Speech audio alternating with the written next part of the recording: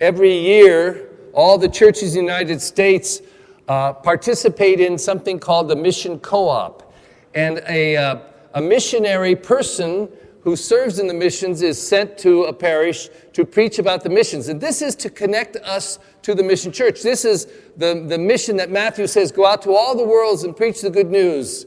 And this is what the missionaries do. Now, none of us, or most of us, cannot be missionaries. We're tied down here with our lives. But there are people who dedicate their whole lives to being missionaries. And we have one here today. Her name is Susana. The nice thing for me is I've been a priest 39 years, and I can say only 2 times in my whole life as a priest have I ever heard a woman get up and preach about the missions, although there are many women missionaries in the world. So this is a privilege for me. It's a privilege for us to have, from a woman's perspective, a woman who has consecrated her life to the Lord to come and preach to us about the missions in Peru. So thank you to Susana, and welcome here to St. Bernard's.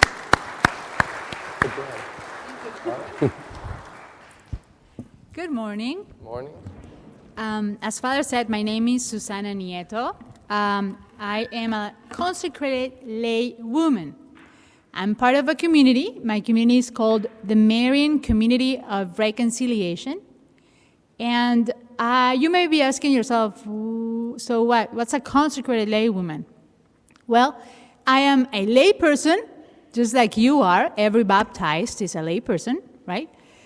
But I have consecrated my life, because I've heard the calling from God, to consecrate my life to God and serve others. So I've made 2 promises, promise of obedience and a promise of celibacy, in order to be fully available for the apostolate, for the works of evangelization. Now, what's the difference between a consecrated lay woman and a religious, a nun or a sister? Well, the nature of a religious person, as a religious person, their goal is, through living their vows of obedience, of chastity and poverty, right? By living their vows, when we get to see a nun, a religious, you see a little piece of heaven on earth, because that's how our lives are going to be in heaven, right? We're going to be obedient and chaste and live our lives fully to God. And so that's their goal. And they do works of evangelization too, but depending on the charism of the community, some of them will work in hospitals, or some of them may work in schools, some of them may do work with the poor, like the missionaries of charity, right?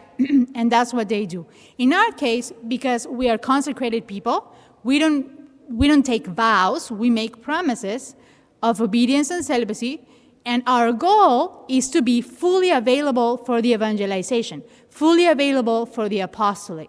So our lives are dedicated fully to serve others and to bring the gospel in every reality where the human person is.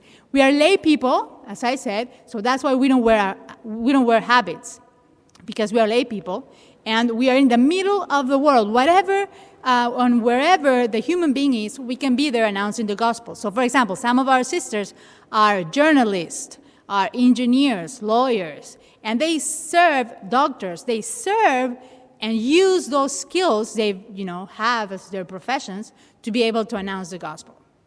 So I would like to tell you a little bit about how is our life and what is it that we do. So we live in community. We do live in community. We have a superior, and we live in community to help each other to serve better. And so we can be in wherever the Lord may be asking us to go. As I said, my community was founded in Peru about 25 years ago.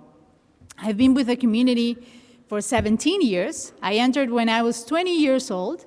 And we have 3 years of formation in which we prepare for the mission. So we get to learn about theology, get to learn about catechesis, get to learn how to pray, how to better have a relationship with the Lord, and how to live in community to be able to serve others. After those 3 years, we are sent out to a different country, a different apostolic community. We have now communities all over the world, most countries of South America. We are in Ecuador, in Chile, Colombia, Peru, of course. We are also in the Dominican Republic. Here in the States, we have 4 communities. We are in Australia, in England, in Italy.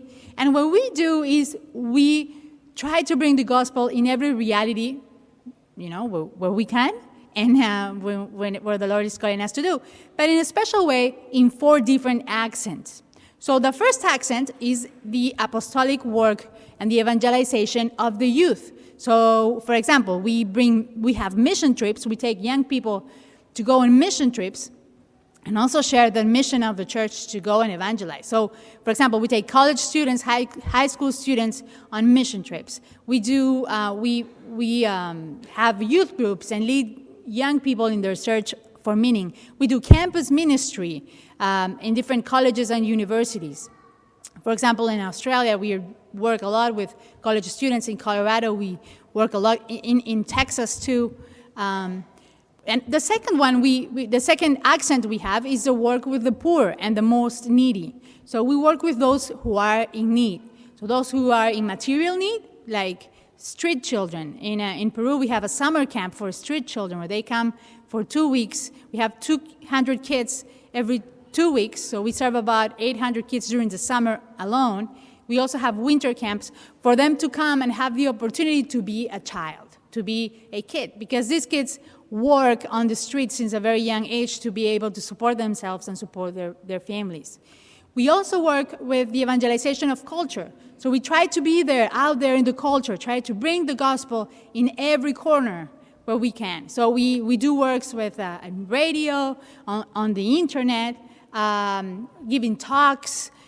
We do wherever, and some of our sisters are journalists, as I said, so they serve in that way too.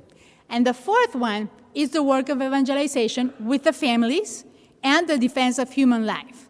And so we try to bring the family together and do works of evangelization as a family together. And also, we, for example, in Arequipa, which is in the south of Peru, it's a city, we have a center for women to come, women who are considering abortion. They come to the center. We talk to them. We give them education about, options and what abortion does to their little babies and different options. And we try to help them decide to keep their child. Most of the cases, until now, at least, we've had a positive response. Girls, these young women decide to keep their child. We have WhatsApp. Are you familiar with WhatsApp, this app on your phone? And our sisters in Arequipa sent us prayer intentions and said, hey, please pray today. We're talking to this girl who's considering abortion. Pray that she may keep her child. So everybody all over the world pray for this conversation, and we've had a great experience. But today I'm here because I would like to ask you for your support in a special way with our formation house. We have an international formation center where young women from all over the world come together in Peru. This formation center is in Peru to prepare for 3 years to be able to serve, in an apostolic mission wherever the Lord may be calling them to do after those 3 years. Now, you may be asking yourself, well, is God calling people to respond to a consecrated vocation? God is calling people to do it. And there are young people who are saying yes to God. They want to serve. They want to give their lives. But we need to support them. They need support so that we can help them to grow in that formation. So I would like to ask you first for your prayers.